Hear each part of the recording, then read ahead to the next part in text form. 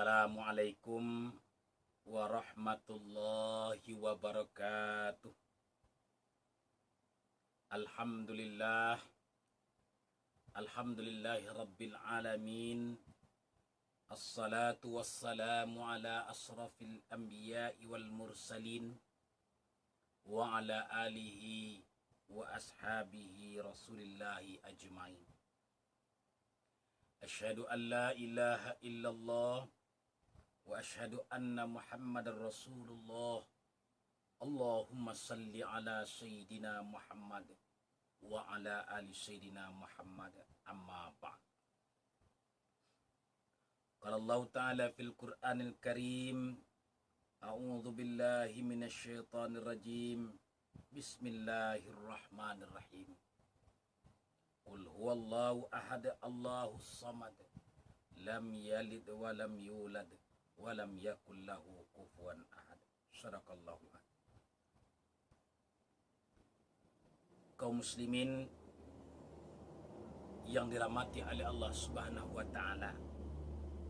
Pertama dan yang utama sekali, marilah kita mengucapkan puji dan syukur kehadirat Allah Subhanahu wa taala, yang mana Allah Subhanahu wa taala telah melimpahkan rahmat dan karunia yang sebanyak-banyaknya kepada kita, sehingga dengan nikmat dan karunia-Nya Allah Subhanahu wa taala kita telah dapat melakukan bermacam-macam aktivitas kehidupan kita. Nikmat yang seagung-agungnya di antaranya adalah nikmat iman dan Islam. Inilah nikmat yang paling agung, yang paling besar, yang mesti pertama kali kita syukuri di dalam kehidupan kita. Salawat dan salam kita aturkan ke rohaniah junjungan kita, yakni Nabi besar kita Muhammad sallallahu alaihi wasallam. Allahumma salli ala Sayyidina Muhammad wa ala ali Sayyidina Muhammad.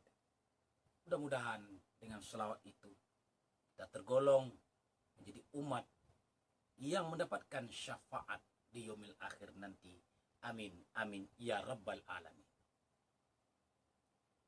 Kaum muslimin yang berbahagia, kita selaku hamba yang paling kita harapkan di dalam kehidupan kita ini adalah kasih sayang dan cintanya Allah kepada kita selaku hamba. Yang paling kita harapkan dalam kehidupan kita ini adalah kasih sayang dan keredaan Allah Subhanahu wa taala kepada kita. Bila mana Allah telah sayang, bila mana Allah telah cinta dan reda kepada kita, insya Allah hidup akan tentram di dunia yang sementara, di akhirat yang kekal abadi selama-lamanya. Makanya sering kita dengar orang-orang yang mahabbahnya luar biasa kepada Allah. Mereka sering ungkapkan, ilahi anta maksudina waridaka matlubina. Ya Allah, Kaulah yang kami maksud, ya Allah. Ya Allah, redomulah yang kami cari, ya Allah. Kaum muslimin yang dirahmati Allah Subhanahu wa taala, ini perkara yang sangat besar sekali. Ini adalah perkara yang sangat agung sekali, yang harus kita capai, kita gapai, dan hari-hari kita usahakan bagaimana mendapatkan kasih sayang Allah, mendapatkan keredaan Allah Subhanahu wa taala kepada kita. Bagaimana mendapatkan kasih sayang Allah? Bagaimana mendapatkan keredaan Allah? Sedangkan diri kita ini sedang dirundung malang. Malang kenapa? Ternyata diri kita ini bergelumuran dosa. Ternyata diri kita ini hina. Ternyata diri kita ini banyak salah, banyak maksiat. Apakah pantas kita dicintai oleh Allah? Apakah pantas kita diridai oleh Allah Subhanahu wa taala? Ini yang harus kita pertanyakan dalam diri kita. Terus bagaimana Ibu Bapak yang dirahmati Allah Subhanahu wa taala? diri yang sehari-hari selalu bergelimang maksiat, selalu bergelimang noda, kekotoran, najis, yang selalu bergelimang dengan hal-hal yang tidak diredai oleh Allah Subhanahu wa taala. Bagaimana caranya ini? Sedangkan kita nak mencari ridha Allah, sedangkan kita nak menggapai kasih sayang kecintaan Allah Subhanahu wa taala. Nah, ternyata banyak solusi-solusi di dalam kehidupan ini ya, untuk mendapatkan kasih sayang dan keridhaan Allah Subhanahu wa taala. Apa solusinya? Di samping kita telah kembali mentaubati diri kita kepada Allah Subhanahu wa taala, kita bertaubat kepada Allah Subhanahu wa taala, berjanji tidak akan lagi berbuat kesalahan-kesalahan, dan kita mulai langkah kita dengan langkah yang diredai oleh Allah Subhanahu wa taala. Ternyata setelah itu ada amalan yang lebih dahsyat lagi yang perlu kita amalkan dalam kehidupan kita untuk membersihkan diri kita ini sehingga kita mendapatkan keridhaan Allah Subhanahu wa taala. Apa amalan itu? Yakni amalan yang sangat agung itu adalah istighfar. Jadi istighfar adalah permohonan ampun kepada Allah Subhanahu wa taala. Sebagian ulama berpendapat istighfar itu adalah zikir sekaligus dia itu adalah permohonan. Permohonan atau munajat kepada Allah Subhanahu wa taala. Doa. Di samping dia itu adalah zikir dan dia itu adalah termasuk doa. Jadi setelah kita mentaubati kesalahan-kesalahan kita, maka kita mulailah dengan memperbanyak istighfar kepada Allah Subhanahu wa taala. Dasar sekali istighfar ini. Dengan istighfar akan berguguranlah dosa-dosa dalam diri kita ini, menghayati daripada kesalahan-kesalahan yang telah kita perbuat. Sehingga ada hamba-hamba yang setelah selesai solatnya dia membaca istighfar. Kadangkala dijaharkan, kadangkala disirkan, kadangkala dia berjamaah, kadangkala dia infirad. Selesai dia solat, dia mengucapkan Astaghfirullahalazim, Astaghfirullahalazim. Atau dengan lafaz istighfar yang lainnya, Astaghfirullahalazim min kulli zammin aznabtu amdan aw khata'an aw sawan aw siran aw alaniyatan wa atubu ilaih, sampai akhir. Ada juga membaca istighfar yang lain, Astaghfirullahalazim min kulli dzambin azim wa min kulli ma'siyatin zahiran wa batinan qawlan wa fi'lan sam'an wa basaran amdan aw khata'an siran aw jaharan ya Allah ya Rahman ya Ghafur, ya Rahim, amin. Nah, bermacam-macam bentuk istighfar.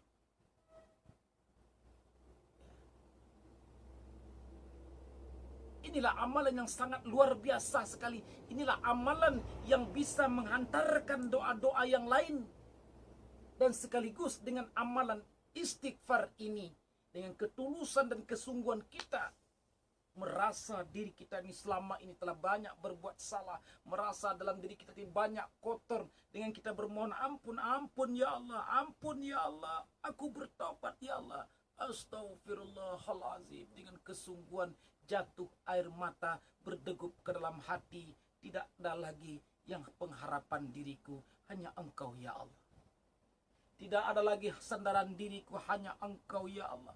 Selama ini aku telah salah, selama ini aku telah kilaf, selama ini aku telah lalai ya Allah. Ampun ya Rahman, ampunkanlah ya Rabb. Maka di saat air matamu telah jatuh, hatimu sudah mulai bergetar kerinduan telah datang, penyesalan-penyesalan perbuatan-perbuatan maksiat yang lama telah engkau nafikan. Di saat itu kalbumu bercahaya. Disitulah Allah akan memandang kalbu yang telah bercahaya dengan pertaubatannya, dengan pengakuan kesalahan-kesalahannya kepada Allah Subhanahu wa Ta'ala. Luar biasa sekali kaum muslimin istighfar. Jadi kalau ada orang membaca istighfar selesai sholat, baik dia berjamaah maupun sendiri-sendiri, ini bukan bid'ah. Bukan bid'ah. Bahkan di dalam sholat kita sendiri, di dalam sholat yang kita lakukan, di situ banyak istighfar, di situ banyak permohonan ampun di dalam sholat itu. Nah, maka selesai sholat pun kita lanjutkan permohonan ampun. Mungkin sholat kita tadi tidak khusyuk, mungkin kita lalai dalam sholat kita tadi, maka selesai sholat tadi itu, maka kita berbanyak istighfar, bermohon ampun kepada Allah Subhanahu wa Ta'ala. Kaum muslimin dirahmati Allah Subhanahu wa Ta'ala. Ada kalanya orang-orang membaca istighfar, ya, dengan dikeraskan suaranya, itu tidak masalah. Tidak ada masalah membaca istighfar dengan dijaharkan. Jadi itu masuk zikir yang dikeraskan, itu dijelaskan dalam kitab-kitab hadis. Bukan dalam Sahih Bukhari pun ada, Sahih Muslim pun ada, tentang berzikir dengan mengeraskan suara. Ini hadis riwayat Ibnu Abbas. Kaum muslimin Allah SWT, dengan istighfar tadi bergugurlah dosa-dosa. Ya, mulai kita merasakan dari hati yang paling dalam pengharapan pengampunan dari Allah SWT. Dan kita mulailah di situ. Setelah istighfar, kita baru bermunajat kepada Allah SWT, bermohon kita yang lain kepada Allah SWT, pengampunan, pertobatan kita yang telah kita adukan kepada Allah SWT. Di situ akan datang zuk di dalam diri kita ini, rasa yang diberikan Allah SWT. Di antara rasa itu yang namanya adalah sakinah, ketenangan. Hadirin Allah SWT, luar biasa sekali dan dahsyat sekali istighfar ini.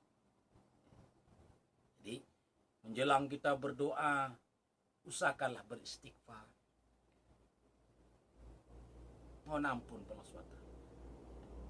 Ampun. Aktivitas kita, sebelum kita nak melakukan perbuatan-perbuatan dalam keseharian kita mulai dengan bismillah, ya. Kita lanjutkan beristighfar, mohon ampun kepada Allah SWT. Jika mungkin fiil-fiil yang kita perbuat adalah fiil yang salah, sehingga apapun kegiatan-kegiatan kita tadi selalu dalam pantauan Allah, ampunan Allah, keredaan Allah atau kasih sayang Allah Subhanahu wa Ta'ala. Maka dari itu kaum muslimin bahagia, mari sama-sama kita memperbanyak istighfar.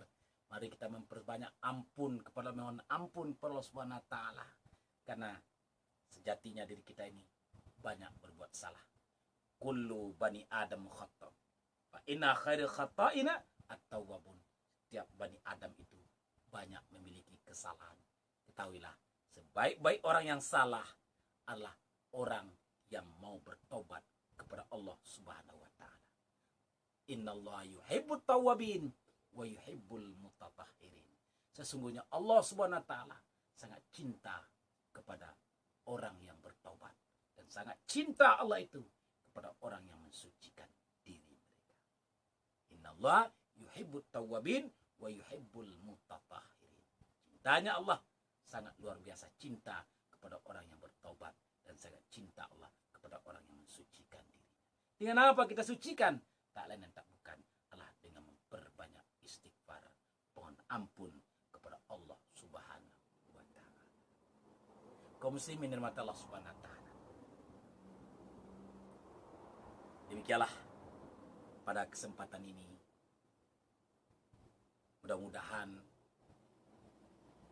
dapat kita ambil iktibar dalam pelajaran yang sekelumit ini. Jika ada kata-kata yang salah, yang tidak berkenan dalam hati, mohon maaf yang sebesar-besarnya. Subhanallah wa bihamdihi, subhanallah wa bihamdika, asyhadu an la ilaha illa anta, astaghfiruka wa atubu ilaik. Wabillahi taufiq wa hidayah. Assalamualaikum warahmatullahi wabarakatuh.